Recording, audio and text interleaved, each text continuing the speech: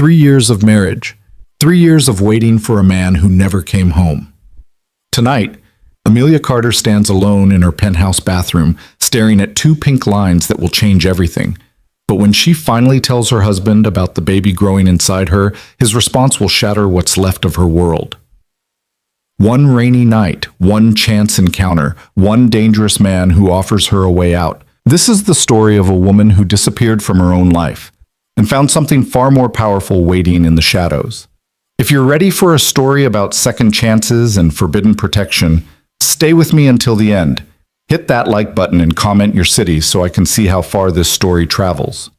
The rain fell like accusations against the floor-to-ceiling windows of the penthouse, each drop a small betrayal echoing through the silence.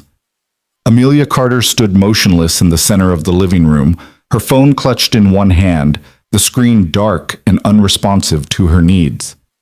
The champagne she'd bought sat warming on the marble counter, two crystal flutes positioned beside it, with the kind of desperate optimism that made her chest ache. 3 years. Today marked 3 years since she'd stood in a courthouse in Manhattan and promised forever to Marcus Hale. 3 years since she'd believed that marriage meant partnership, that love could grow from ambition and shared goals. 3 years of learning, slowly and painfully, that she'd been wrong about everything. The penthouse sprawled around her, all designer furniture and carefully curated art, each piece selected by Marcus's decorator. Amelia had never chosen anything in this space. She existed here, a ghost haunting rooms that belonged to someone else's vision of success. Even now, dressed in the emerald silk dress she'd bought specifically for tonight, she felt like an intruder in her own home. Her reflection stared back at her from the darkened windows, superimposed over the glittering Brooklyn skyline. 28 years old, though she felt ancient tonight. Her auburn hair fell in waves past her shoulders, and the dress hugged curves that Marcus hadn't noticed in months, maybe longer. She'd stopped counting the nights he came home late, stopped waiting up with questions that only earned her dismissive answers. The phone in her hand buzzed. Hope flared in her chest, bright and pathetic, before she saw the message. Working late. Don't wait up. 4 words. Not even an apology. Not even an acknowledgement that today was supposed to matter. Amelia's fingers trembled as she typed a response, then deleted it. Typed again. Deleted again. What was there to say? That she'd planned a special dinner? That she'd been waiting for the right moment all evening? That hidden in her pocket, wrapped in tissue paper like a secret too fragile to expose, was a pregnancy test showing 2 pink lines? She pressed her hand against her stomach, still flat beneath the silk. 6 weeks, according to the doctor she'd seen yesterday. 6 weeks of carrying a life that Marcus didn't know about yet. She'd imagined telling him tonight, imagined his face softening with surprise and joy. Imagined for one foolish moment that a baby might bridge the distance that had grown between them. The champagne mocked her from across the room. Amelia grabbed her coat, a long black wool piece that Marcus had bought her last Christmas, probably selected by his assistant, and left the penthouse without bothering to turn off the lights. Let him come home to illumination. Let him wonder, just for a moment, where she'd gone. The elevator descended in weighted silence, her reflection trapped in the polished brass doors. She looked like someone playing dress-up, a girl pretending to be the kind of woman who belonged in penthouses and emerald silk. The doors opened onto the lobby, and the doorman's eyes flickered with concern. "Mrs. Hale, can I call you a car?" "No thank you, Robert. I'd like to walk." His eyebrows lifted slightly. It was raining, and she was in heels, but he simply nodded and held the door open. "Have a good evening, ma'am." The rain hit her immediately, cold and cleansing.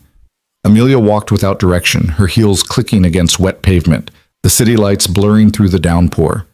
She should have grabbed an umbrella, should have changed shoes, should have done 1,000 things differently, starting 3 years ago when she'd convinced herself that Marcus Hale's attention meant something more than temporary interest.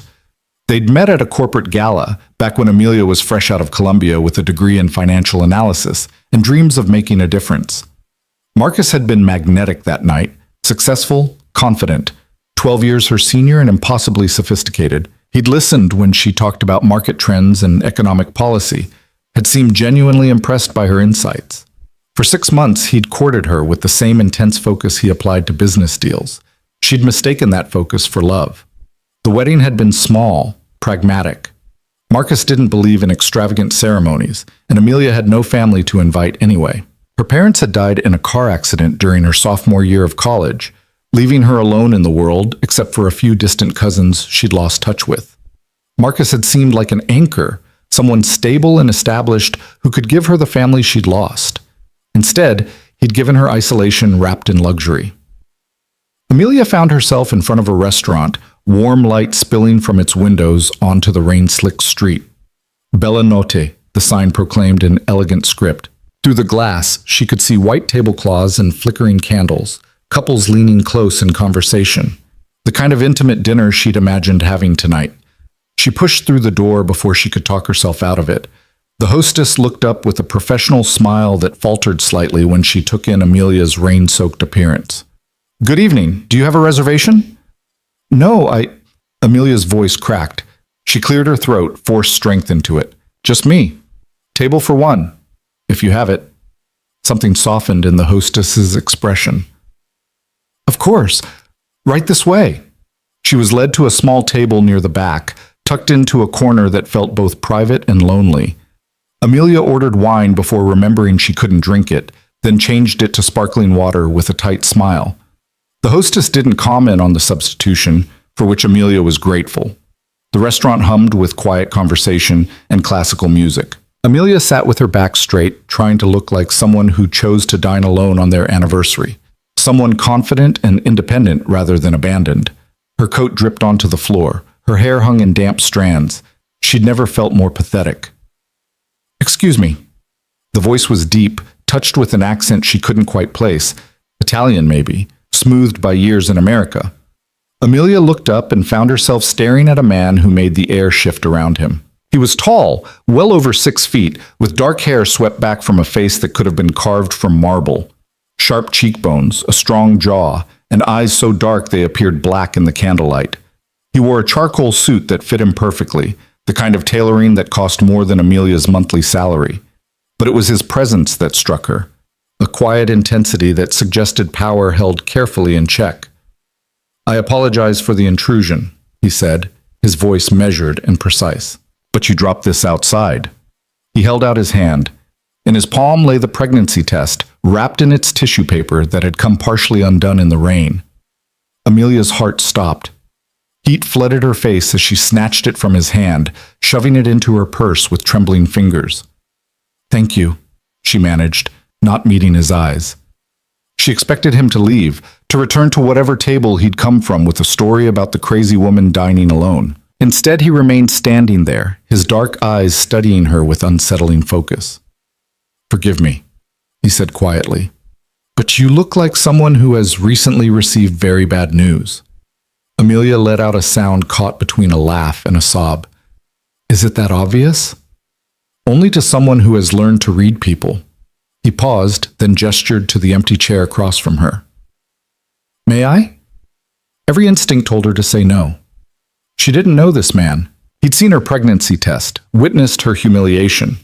The smart thing would be to refuse politely and maintain what little dignity she had left. "Please," she heard herself say. He sat with fluid grace, folding his tall frame into the chair as if he belonged there.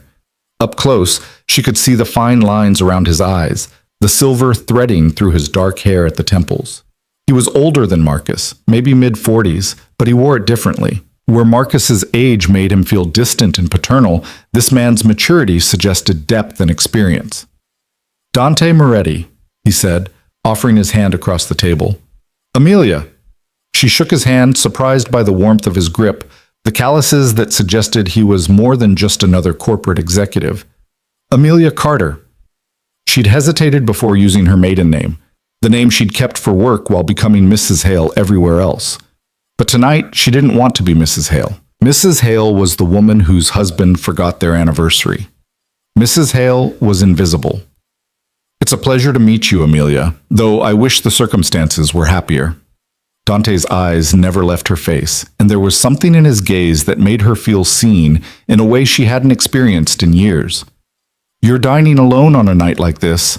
That suggests either remarkable independence or profound loneliness. Given what I saw in your eyes when you took back that test, I suspect the latter." Amelia should have been offended by his directness. Instead, she found it oddly refreshing. "You're very perceptive for a stranger," I've found that sometimes strangers are easier to talk to than the people who are supposed to know us best. He leaned back in his chair, completely at ease. They have no expectations, no history to cloud their judgment. Would you like to tell me why you're here alone, Amelia Carter? Or should we maintain the comfortable fiction that you're a woman who simply prefers her own company? She studied him for a long moment, this man who'd appeared from nowhere and seemed to see straight through her carefully constructed composure. There was something dangerous about him. She could sense it in the way other diners glanced his way with a mixture of respect and wariness, in the way the staff had straightened when he walked through the restaurant. This was not a man accustomed to being told no. And yet, there was also kindness in his face, a gentleness in how he'd returned her pregnancy test without judgment or prying questions. "It's my anniversary," she said finally, the words spilling out before she could stop them. 3 years today. I've been planning this evening for weeks, special dinner, champagne, the whole romantic gesture. And he... Her voice broke. She took a breath, forced herself to continue. He sent a text saying he was working late. 4 words. Working late, don't wait up. Dante's expression didn't change, but something flickered in his dark eyes. And the test? He doesn't know yet. I was going to tell him tonight. Amelia laughed bitterly. I actually thought maybe it would change things, that we could be a family, that he might finally see me as more than just another fixture in his perfectly decorated life. But you don't believe that anymore. It wasn't a question. Amelia shook her head slowly, feeling something break loose inside her chest. No, I don't think I believe in much of anything anymore. The waiter appeared and Dante ordered in rapid Italian that made the young man beam with pleasure. After he left, Dante turned his attention back to Amelia. When I was younger, I made the mistake of believing that love could be earned through sacrifice, that if I gave enough, became enough, the people I cared about would eventually value what I offered. He paused, his fingers drumming once against the white tablecloth. I learned, painfully, that love which must be earned is not love at all. It's transaction. And you, Amelia Carter, deserve more than to be another line item in someone's ledger. You don't know anything about my marriage, she said, but there was no heat in it. I know you're sitting alone in a restaurant on your anniversary, pregnant and crying, while your husband works late. Dante's voice remained gentle, but there was steel beneath it. I know you used your maiden name when you introduced yourself. I know the dress you're wearing is expensive, but not your style. The cut is too severe, too corporate. Someone else chose it for you, just like someone else decorated your home and planned your life and made you feel like a ghost in your own existence. Amelia stared at him, her breath caught somewhere between her lungs and her throat. How could you possibly... Because I've spent my life reading people, understanding what they hide and what they reveal. And you, Bella, are a woman who has been disappearing for a very long time. The truth of it hit her like a physical blow. She had been disappearing. Piece by piece, choice by choice, she'd allowed Marcus to erase her until she barely recognized herself anymore. The ambitious analyst who'd graduated top of her class had become a silent ornament in a penthouse, waiting for scraps of attention from a man who'd stopped seeing her years ago. I don't know how to stop, she whispered. You already have. Dante leaned forward, his intensity focused entirely on her. You walked out tonight. You came here instead of waiting in that empty apartment. You're still fighting, Amelia, even if you don't realize it yet. The waiter returned with their food, pasta that Amelia hadn't ordered, but that smelled incredible. Dante had somehow known what she needed, just as he seemed to know everything else about her. They ate in silence for a while, and Amelia found herself relaxing despite everything. There was something profoundly comfortable about Dante's presence, as if she'd known him far longer than these few strange minutes. He didn't press her with questions or offer empty platitudes. He simply existed across from her, solid and real, while the rain continued to fall outside. Tell me about yourself, she said finally, needing to shift focus away from her own misery. What do you do, Dante Moretti? A slight smile touched his lips. I solve problems for people who have nowhere else to turn. That's deliberately vague. Yes, it is. His smile widened fractionally. Let's say I've built a career out of understanding human nature and the systems that govern our lives. I help people navigate difficult situations, remove obstacles, create new possibilities when the old ones have failed. You make it sound almost mystical. There's nothing mystical about it, I simply see things clearly while others are blinded by emotion or convention. He took a sip of wine, his dark eyes never leaving her face. For instance, I can see that you're trapped in a marriage that's slowly killing who you are. I can see that you're pregnant and terrified because bringing a child into that situation feels impossible. And I can see that you're already considering your options, even if you haven't admitted it to yourself yet. Amelia set down her fork, her hands shaking. What options? I have a child to think about now. I can't what? Leave? Rebuild? Choose yourself instead of a man who's already chosen to abandon you? Dante's voice remained soft, but there was challenge in it. Those are all choices, Amelia. Difficult ones, certainly, but choices nonetheless. You don't understand. Marcus, he has connections, resources. If I tried to leave, if I fought him on anything, he'd destroy me. My career, my reputation, everything. Would he? Dante tilted his head slightly. Or is that what you've been conditioned to believe? That you're powerless? That you need him? That stepping away would mean losing everything? He leaned forward again, and there was something almost fierce in his expression now. I have news for you, Bella. You've already lost everything that matters. The question is whether you're brave enough to admit it. Tears burned in Amelia's eyes. I'm not brave. I'm just tired. Exhaustion and bravery are not mutually exclusive. Sometimes the bravest thing is simply refusing to continue down a path that's destroying you. Dante reached into his jacket and pulled out a card, sliding it across the table. It was simple, heavy cardstock with just a phone number embossed in black. If you decide you want to disappear, call this number. I can help you vanish so completely that even someone with Marcus Hale's resources won't find you. You and your child could start fresh. Build a life that's entirely yours. Amelia picked up the card with trembling fingers. Why would you do that? You don't even know me. Let's say I have reasons of my own for helping women escape difficult situations. Something dark crossed Dante's face, gone before Amelia could identify it. And perhaps I see in you something worth saving. Someone who deserves a chance to remember who they were before they learned to make themselves small. This is insane, Amelia said, but she didn't put the card down. I can't just disappear. That's not how real life works. Isn't it? Dante's smile was sad now. People disappear every day, Amelia. They leave marriages, cities, entire lives behind when the weight becomes too much to carry. The only difference is whether they do it with planning and protection or whether they simply run blindly and hope for the best. The restaurant had begun to empty around them, other diners finishing their meals and heading back into the rainy night. Amelia glanced at her phone and saw it was past 11. No new messages from Marcus. He'd probably already forgotten she existed. I should go, she said, though she made no move to stand. You should, Dante agreed, but his tone suggested he understood her reluctance. But before you do, I want you to ask yourself one question. When you imagine the future, 10 years from now, 20, can you honestly see yourself still waiting in that penthouse for a man who will never prioritize you? Can you imagine raising your child in that environment, teaching them by example that love means accepting scraps and calling it enough? Amelia's throat tightened. She thought about her own childhood, her parents' warm, chaotic house full of laughter and fierce affection. They'd fought sometimes, sure, but they'd also danced in the kitchen and left love notes for each other and made every day feel like an adventure. That was what she'd wanted to give her own children someday. That sense of being cherished and seen and absolutely essential to someone's happiness.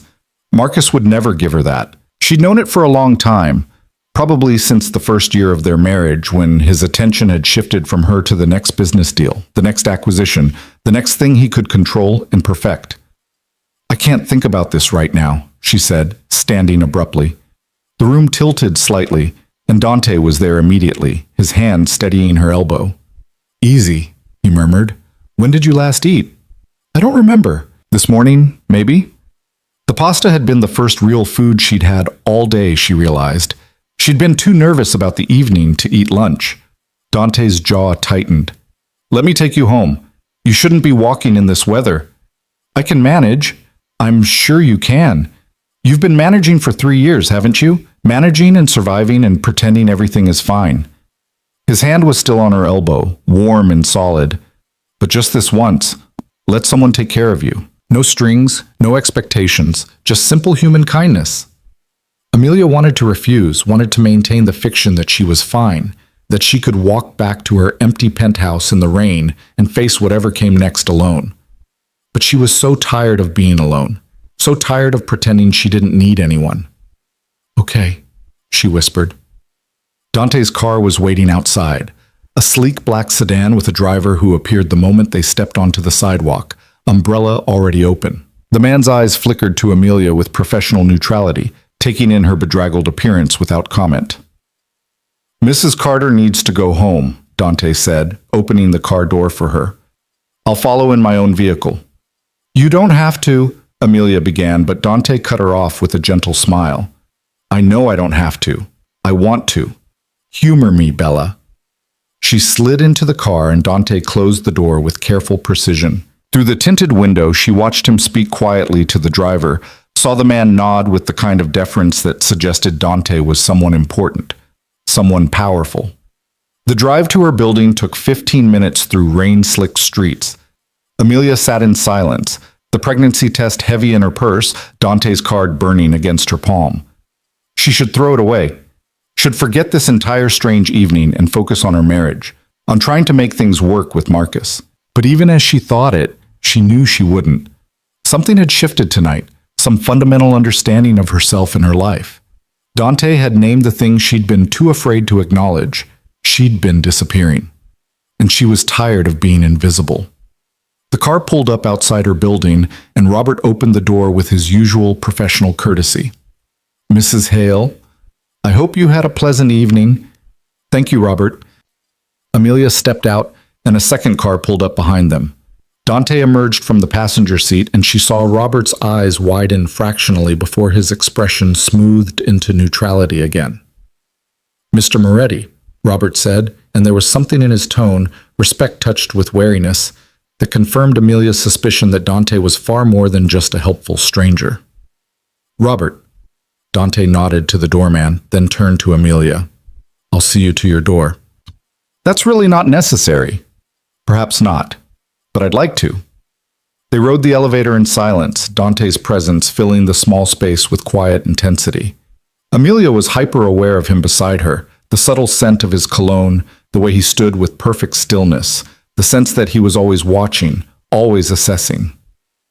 The elevator doors opened onto her floor, and Amelia led the way to her penthouse. Her hand shook as she found her keys, and Dante's hand covered hers gently, steadying them. "Breathe," he said quietly. "You're safe." She unlocked the door and pushed it open. The lights were still on, just as she'd left them. The champagne still sat on the counter, the crystal flute still waited beside it. Everything exactly as it had been, except Amelia herself had changed. "Thank you," she said, turning to face Dante. "For dinner, for the ride, for—" She couldn't finish the sentence. "For seeing me, for making me feel human again, for offering me a way out even though we're strangers." "You don't have to thank me." Dante's dark eyes held hers, and something passed between them, some understanding that went deeper than words. "But if you need help, when you need help, call that number. Day or night, Amelia. I meant what I said. I can make you disappear." "Why?" she asked again, desperate to understand. "Why would you do this for me?" Dante was quiet for a long moment, his expression unreadable. Finally he said, "Because a long time ago, someone I cared about needed to disappear, and I wasn't there to help her. She paid for that with her life." His voice remained steady, but Amelia could hear the old grief beneath it. "I can't change the past, but I can make sure other women have the choice she never got." Before Amelia could respond, before she could process the weight of what he'd just revealed, Dante stepped back into the elevator. "Remember," he said as the doors began to close, "you're not as powerless as you've been taught to believe." Then he was gone, and Amelia stood alone in her doorway, clutching a stranger's business card and feeling more awake than she had in 3 years. She walked into the penthouse and looked around at the perfect furniture, the curated art, the life Marcus had built without her input. Then she looked down at her stomach, at the place where their child grew, and made a decision. Tomorrow, she would tell Marcus about the pregnancy. She would give him one chance, just one, to be the man she'd once believed he could be. To choose his family over his work, his wife over his ambitions. And if he refused, If he proved to be exactly who she feared he was, then she would call Dante Moretti's number and learn what it meant to disappear. The rain continued to fall outside, washing the city clean, and Amelia Carter stood in her empty penthouse and waited for morning to come. Morning came too quickly and not quickly enough. Amelia had spent the night curled on the couch, still wearing her emerald dress, watching the city lights blur through rain-streaked windows. Sleep had been impossible. Every time she closed her eyes, she saw Dante's dark gaze, heard his words echoing in her mind. "You've already lost everything that matters." Around 6, she heard the penthouse door open. Marcus's footsteps were quiet in the hallway, probably trying not to wake her. She sat up, smoothing her dress, and waited. He appeared in the doorway of the living room, loosening his tie with the automatic gesture of a man who'd performed the motion 10,000 times. Marcus Hale was handsome in the way of successful men, tall, fit from his personal trainer sessions, his salt and pepper hair styled perfectly even at this hour. He wore his 40 years well, carried his wealth with the confidence of someone who'd never questioned whether he deserved it. His eyes landed on her and surprise flickered across his features. "Amelia, you're awake." "I never went to sleep." She stood, her bare feet silent on the hardwood floor. "We need to talk, Marcus." Something in her tone made him pause. His hand fell away from his tie, and he studied her with the kind of analytical focus he usually reserved for quarterly reports. "Is something wrong?" The question was so absurd she almost laughed. 3 years of neglect, of being treated like expensive furniture, and he had to ask if something was wrong.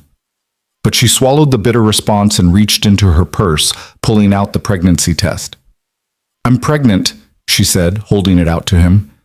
6 weeks. Marcus stared at the test like it was a foreign object, something that didn't belong in his carefully ordered world.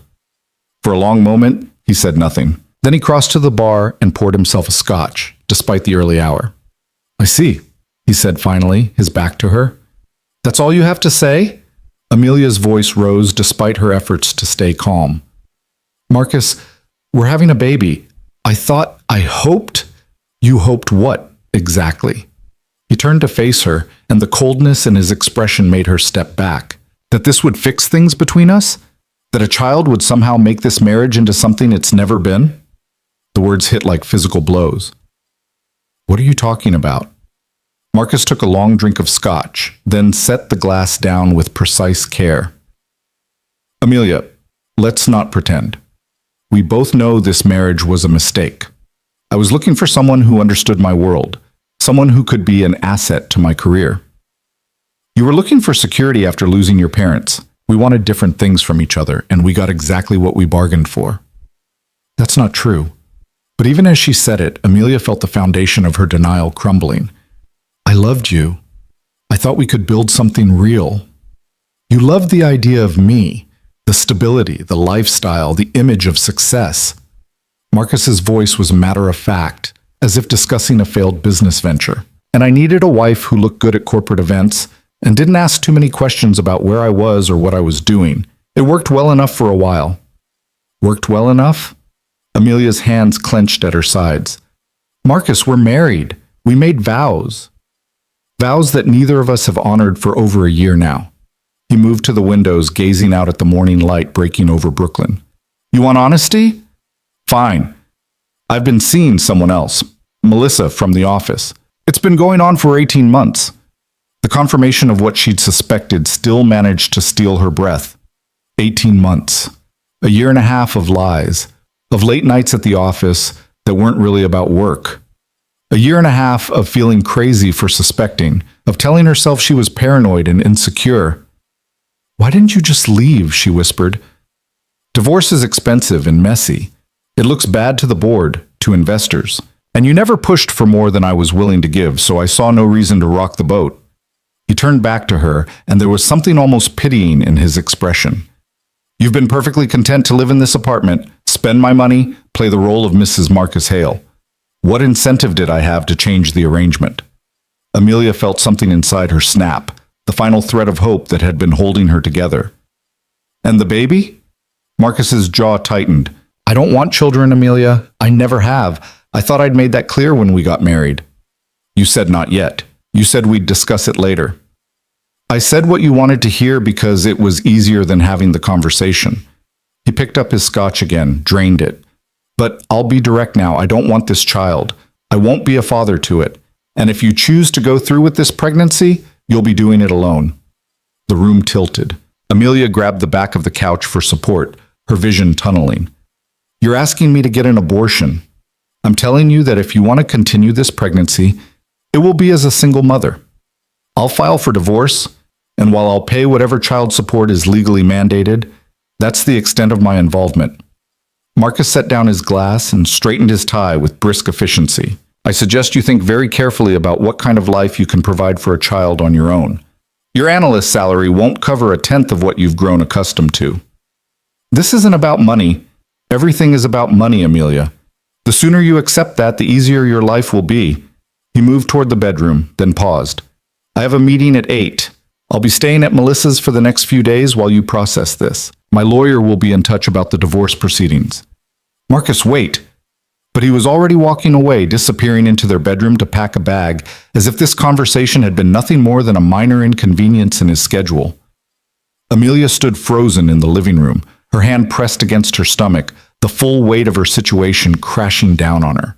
She was pregnant and alone. Her husband was leaving her for another woman, and she had nowhere to go, no family to turn to, no support system beyond a few work acquaintances who'd probably take Marcus's side in any divorce. Her phone buzzed, a text from an unknown number. My offer stands. DM Dante. Somehow he'd gotten her number, though she shouldn't be surprised. A man who could offer to make someone disappear probably had resources she couldn't begin to imagine. Her fingers trembled as she pulled his card from her purse, staring at the embossed number. I can make you vanish so completely that even someone with Marcus Hale's resources won't find you. What did she have to lose? Her marriage was over. Marcus had made it clear she meant nothing to him, that their child meant nothing to him. She could stay and fight for scraps, accept whatever crumbs his lawyer deemed appropriate, raise her baby in the shadow of her own humiliation, or she could disappear. Amelia dialed the number before she could talk herself out of it. Dante answered on the first ring, his voice steady and unsurprised. Amelia, how did you know I'd call? Because you're stronger than you give yourself credit for, and because men like Marcus Hale are predictable in their cruelty. There was a pause, and she could hear city sounds in the background. Dante was already out somewhere, moving through the world while her own had collapsed. What happened? He told me to get rid of the baby, said he'd divorce me if I didn't. Her voice broke. He's been cheating on me for 18 months with someone from his office, and he stood there acting like I was the unreasonable one for being upset. Dante's silence spoke volumes. When he finally responded, his voice was deadly quiet. Where are you now? Still at the penthouse. He's packing. Said he'd be at his girlfriend's place for a few days. Good. That gives us time. She could hear him moving, the sound of a car door opening. I'm sending a car for you. Pack what matters. Documents, photos, anything with sentimental value. Leave everything else. Can you do that? I don't understand. Where am I going? Somewhere safe. Somewhere Marcus and his lawyers can't reach you while we figure out your next steps. Dante's tone gentled. Trust me, Amelia, I know this feels overwhelming right now, but you're not alone anymore. Pack your things. The car will be there in 20 minutes. The line went dead before she could respond. Amelia stared at her phone, her heart hammering. This was insane. She was actually going to run away with a man she'd met less than 12 hours ago, disappear from her own life like some kind of fugitive. But what choice did she have? She moved through the penthouse in a daze, pulling out the single suitcase she'd brought when she moved in 3 years ago. Her documents were easy.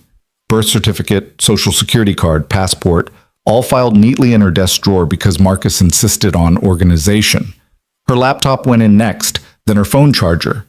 Clothes felt less important, but she grabbed essentials, packing with the efficiency of someone who'd learned not to accumulate too many personal possessions. The photo album took up precious space, but she couldn't leave it. Pictures of her parents, her childhood, the life she'd lived before Marcus. Proof that she'd once been someone whole and happy. Marcus emerged from the bedroom with his own luggage, barely glancing at her. You're packing too? Yes. He nodded, apparently unconcerned with where she might be going. The apartment is paid through the end of the month. After that, you'll need to find somewhere else. I'll have my assistant send you information about available rentals in your price range. Don't bother. Amelia zipped her suitcase closed with more force than necessary. I won't be needing your assistant's help. Something in her tone made Marcus actually look at her, really look at her, for the first time in months. Amelia, don't. She held up her hand, surprised by how steady it was. You've made yourself perfectly clear, Marcus. You don't want me or our child. You never really wanted me at all. So let's not pretend you suddenly care where I go or what I do. His eyes narrowed. If you're thinking of fighting me on the divorce, I should warn you that my lawyers are very good. You won't get anything beyond what I choose to give you. I don't want anything from you. The truth of it surprised her. 24 hours ago, she would have fought for this marriage, for the life she'd built here. But Dante was right. She'd already lost everything that mattered. The rest was just furniture and square footage. Keep your money, Marcus. Keep your perfect apartment and your girlfriend and your loveless existence. I'm done. She grabbed her suitcase and walked toward the door, feeling lighter with every step. Behind her, Marcus called out, "You're making a mistake. You'll regret this." Amelia paused in the doorway, looking back at the man she'd promised forever to. The only thing I regret is wasting 3 years trying to be someone you could love. Goodbye, Marcus. The elevator ride down felt like descending from a prison tower. Robert looked up as she emerged, his professional mask slipping when he saw her suitcase. Mrs. Hale, are you leaving? Yes, Robert, for good. She managed a smile for the kind doorman who'd always treated her with more respect than her own husband. Thank you for always being so courteous. His eyes softened. You take care of yourself, ma'am. You deserve better than... He caught himself, clearing his throat. You deserve to be happy. The black sedan was already waiting, the same driver from last night standing beside it with an umbrella despite the clear morning sky. He took her suitcase without comment, stowing it in the trunk with practiced efficiency. Mrs. Carter, he said, opening the rear door. Mr. Moretti asked me to bring you to the estate. The drive will take about an hour. Amelia slid into the car, and as it pulled away from her building, she allowed herself one last look back. The penthouse windows glinted in the morning sun, reflecting nothing but empty sky. She felt no attachment to it, no sadness at leaving. It had never been her home, anyway. They drove north out of Brooklyn, through neighborhoods that gradually gave way to suburbs and then to genuine countryside.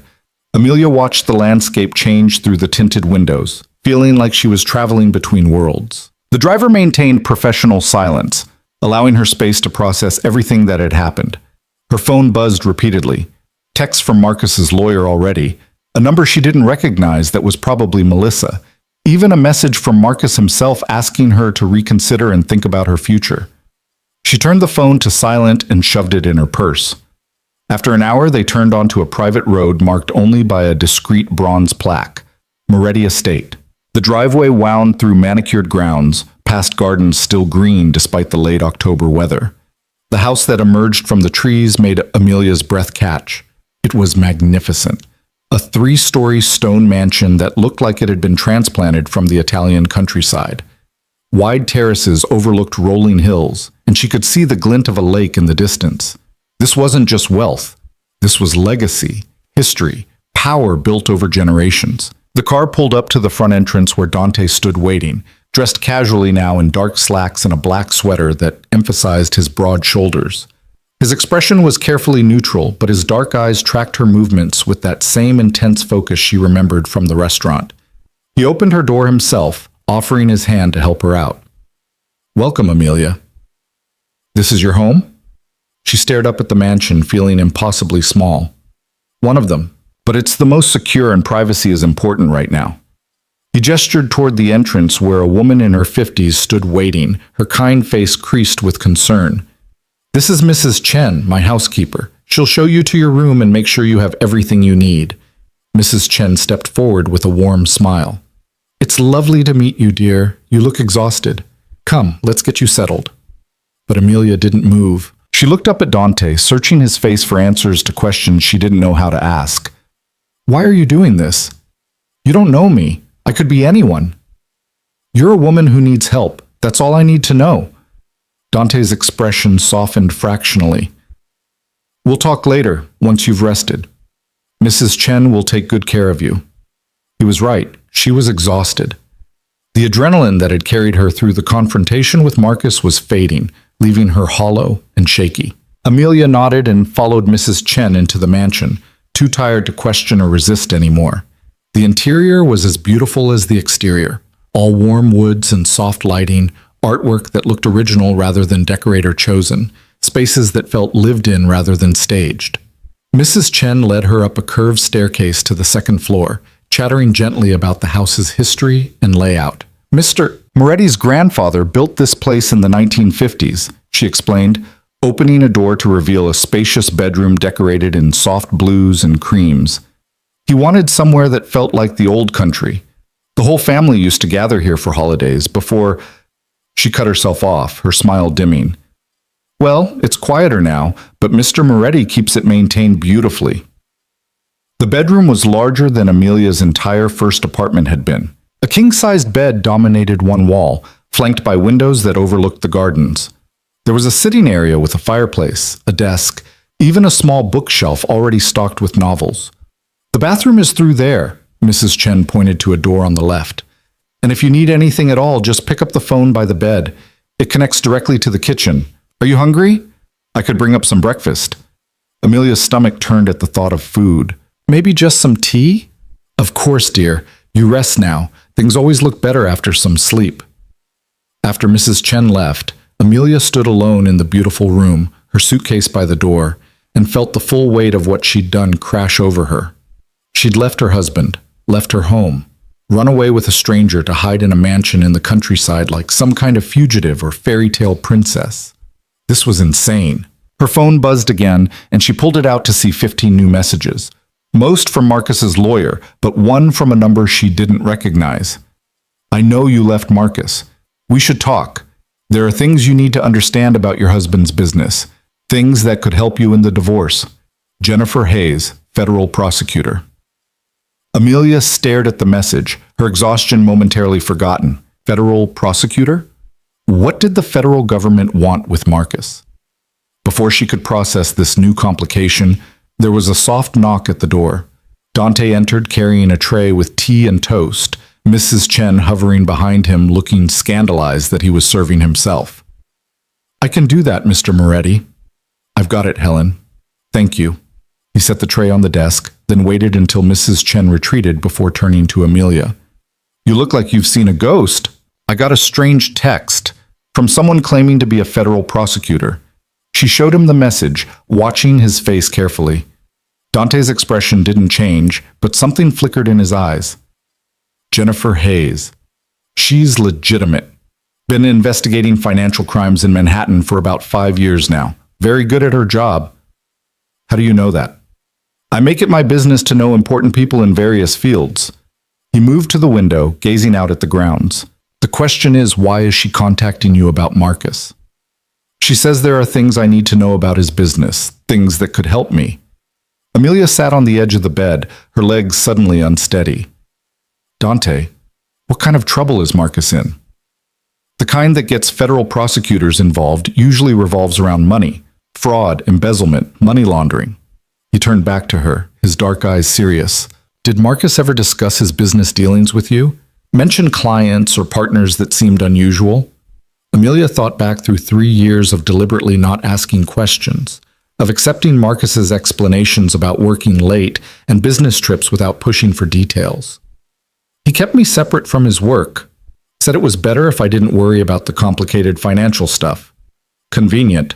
Dante's tone was dry. Men like Marcus prefer their wives ignorant because it protects them. Can't be implicated in crimes you don't know about. You think he's a criminal? I think Marcus Hale is a man who values profit over ethics and surrounds himself with similar people, whether that's crossed into illegal territory. He shrugged. I'd need more information, but if the federal government is building a case, there's usually substance behind it. Amelia's mind raced. Could this affect the divorce, if he's arrested? Potentially. It could also make you a target. Dante moved closer, and his presence was both comforting and unsettling. If Marcus has been involved in illegal activities and his partners think you might know something, they could see you as either an asset or a liability. Both positions are dangerous. Oh my God. She pressed her hands to her face, feeling the walls closing in. This can't be happening. I just wanted to tell my husband I was pregnant. How did everything spiral so completely out of control? Because you married a man who was always going to implode eventually. You just happened to be standing too close when the fuse finally burned down. Dante crouched in front of her, his hands resting gently on her knees. Look at me, Amelia.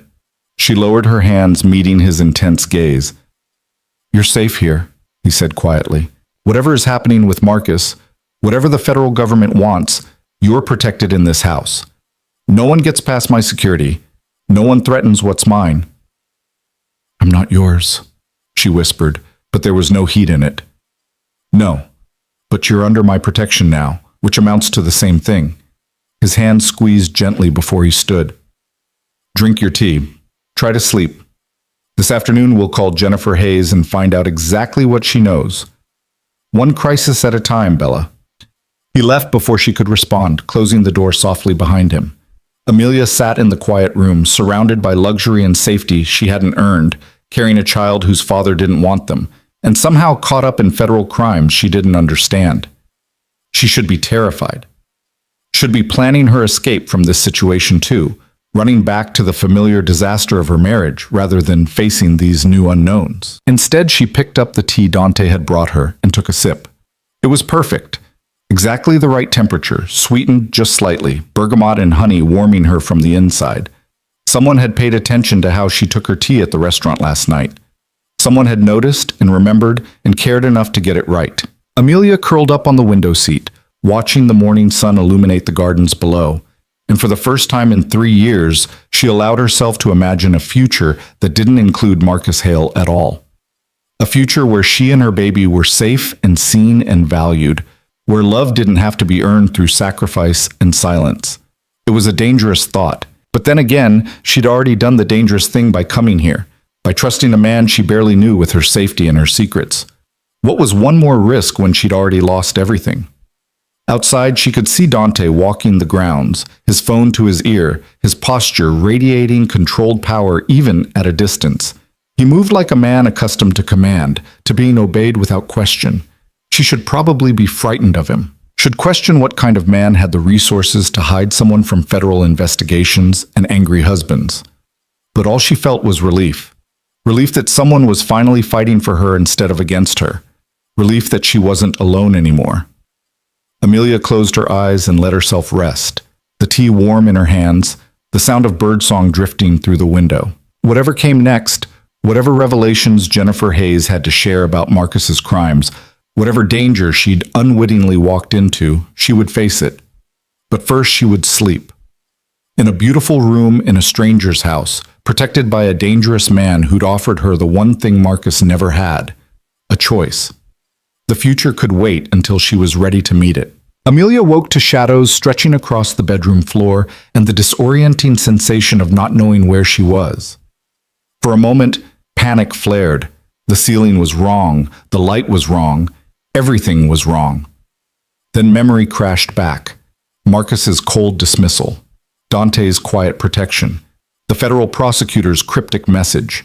She sat up slowly, her body stiff from sleeping in her clothes. The teacup sat empty on the windowsill where she'd left it, and through the glass she could see the sun beginning its descent toward the horizon. She'd slept for hours. A soft knock preceded Mrs. Chen's entrance. "Oh, good, you're awake. Mr. Moretti asked me to let you know that Ms. Hayes will be arriving at 5 o'clock. He thought you might want to freshen up first." The housekeeper's eyes were kind but assessing. "How are you feeling, dear?" "Confused, scared, like I'm living someone else's life." Amelia pushed her hair back from her face. "Is that normal? For someone in your situation?" "I'd say it's the only rational response."